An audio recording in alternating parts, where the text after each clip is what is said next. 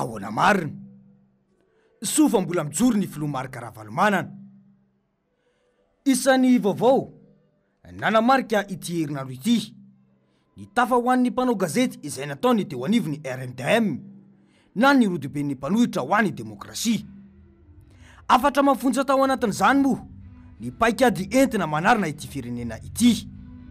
Ny azo ambara aloha raha ny zava-misy tao anatin'ny telo taona ny tantanany izao fitondrana izao no jerena dia krizy no mahazo ny firenena. Olana avokoa izay rehetra iankina ny fiainan'ny malagasy. Telo taona niainana tao anatin'ny olana ary telo taona tsy nahitany malagasy vahaolana. Niakatra ny maripana ara-politika manoloana itsy fahombiaza mpitondrana io. Mitaky ny fandravana faran'izay aingana ny governemanta ny mpanohitra. Tsy izy ireo irery moa izany fa hery politika maro tsy hanavana no hita manao izany tato ato. Etsy ankilany dia mivoaka isan'andro ny listireo mpitondra manana dossier na koa amoahana dossier izay nambara ny Premier Ministre moa fa tsy voatery ho marina.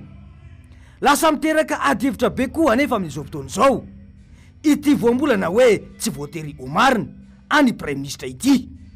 Indrindra moa fa notohizany taminay hoe ianareo mpanao gazety koa azo atao anireny dia araky ny mpanara-bavao ny tohiny. Toy ny milaza ve izany rehetra izany fa hatreny fanadiadiana momba ity resaka zava-mamoetra lazaina fa ataony ireto mpitondra ity.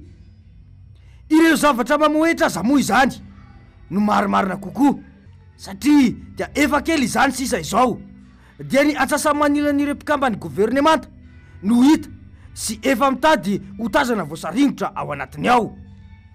Hita indray fa miakatra ny maripana politika eto amintsika ary dia mitombo indray izany. Ny fanahin'ireo vahoaka tsy mandady arona manomboka eto hoe atraiza ny fijeren'ireo mpitondra azy ireo. Mbola misy antenaina amin'ny fitondrany izay hita ho tsy mifantoka loatra intsony afatsy amin'izay hitazomana ny sezany ve sisa zany. Efa tapitra mantsy ny 9 volana tokony nanaovana tombana momba azy ireo na rehefa tsy izay dia efa mifantoka any amin'ny fifitianana ho avy izy ireo. Raha jerentsika manokana ny zavatra mitranga sy miseho tao mananjary dia tsy hita mazava ny tena asa sy andraikitra ho fiahinany vahoaka malagasy ataon'izao fitondrana izao. Tsy ahintsony hoe iza ny tena tompona andraikitra amin'ny fanarenana sy ny fiahinany fiainan'ny vahoaka ireo. Raha nitazana aza dia ny mpanohitra izay tarihy ny filoha marika Ravalomanana indray no toa mitantana ny firenena. Toy izao mantsy no fanazavana izay nataon'ny vahoakany mananjary ireo nandritra ny fandalovanay tany antoerana. Novemba matkoreka zay azinahitra tamin'izay sabosy zay anareo antavananay tena sy mavoa misy ny razoely digna matkaidekiaza magnara-penitra fo jusque zao mbola varaka poka raika azinay nefa rahavitrao dezemba tapaka poka amin'io mbola aleonay miantoka ny dada toy zay ihany razoely satria sitany any razoely ny fahavoazanay ety fa ambadikany hitany idira isy foany an-tanàna fizahay mananjary zany tena zéro.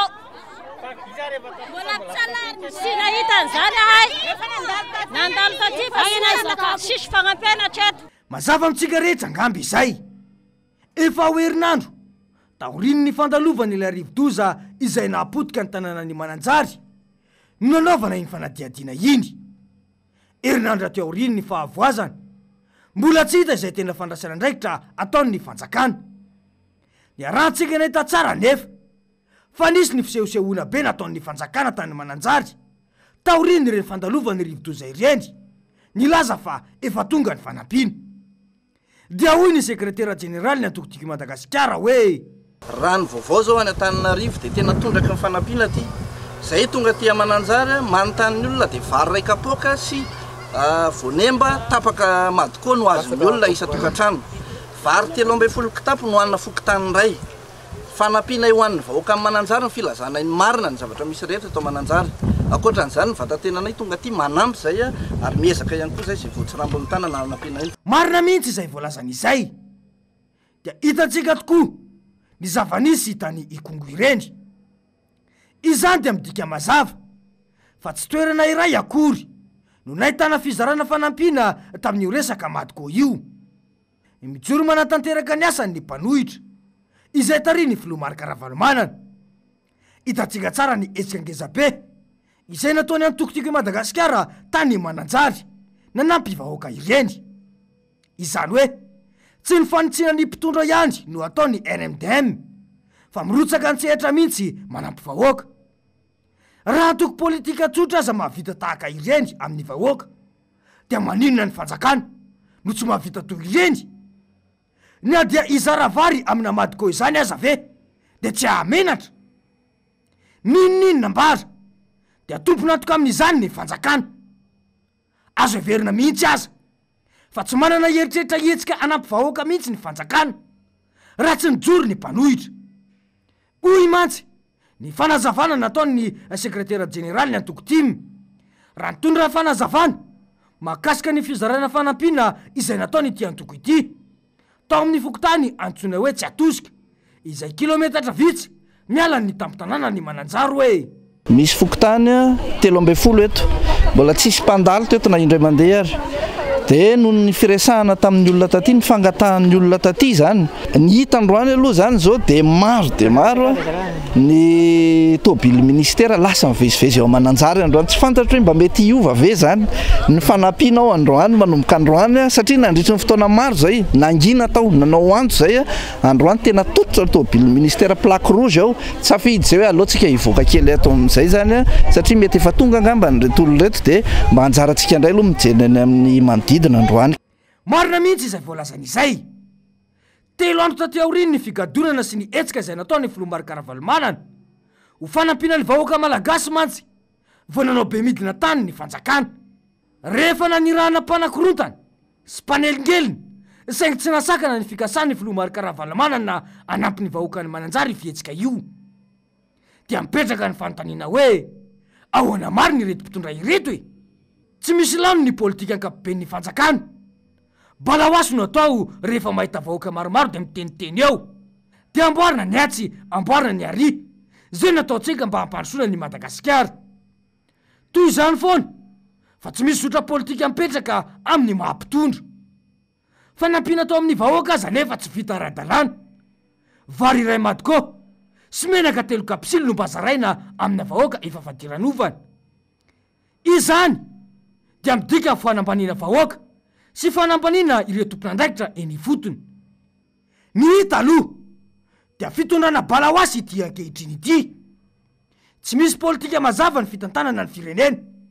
Tsy misy politika ny fampananana asa. Tsy misy hoe famoronana asa ho an'ny tanora. Any ka lasa totakely daholo satria tsy anasa tsy noana no akabaron'ny vahoaka. Jereny ny politika ny fitantanana ny vidin-javatra. Tsy misy mandeha amin'izay laoniny. Tsy mitsahatra miakabidy ny vokatra ilaina andavanandro. Miakatra daholo ny vidin-javatra ka betsaka no tsy zakany vahoaka intsony ary mitenaka fimenomenomana eny anivon'ny fiarahamonina. Ny azo lazaina dia ity fitondrana ity no voalohany tamin'ny fitondrana tsy misy ilana azy eto Madagasikara. Tsy manana fototra ho ale, tsy manana paikady hitondrana ny tany sy ny fanjakana fa dia mpitondra mipetraka eo izy dia manao izay zavatra hita ny famahasoan'ny fiainana sy ny fianakaviana. Mandeha ny fanondranana volamena isan'andro izao fa tsy misy tompon'andraikitra tratra. Nanosokevitra moa ny filohan'ny RMDM hoe tsy maintsy atao ny fifidianana mialoha kanefa mila fokonan-doham-pirenena andinihana ny zavatra rehetra indrindra fa mahakasika ny CENI sy ny fipetraka ny HCC. Raha tsy voadinika mialoha tokoa mantsy izany rehetra izany dia mazava ho azy fa tsy andeha amin'ny laoniny ny fifidianana izay ho tanterahindra malagasy ka hiatombo hatrany izao fahoriana mianjady amin'ny vahoaka izao sy ny tsy firarahiana vahoaka fa famenoana posy ataony mpitondra izao. Raha ny zava-misy tokoa aloha dia soa ihany fa mbola mijoro ny mpanohitra izay tary ny filoha Marc Ravalomanana. Miandry tabataba sy ny mpanohitra mihetsika ny fanjakana vao mieritreritra anampy vahoaka fa ahoana mariny.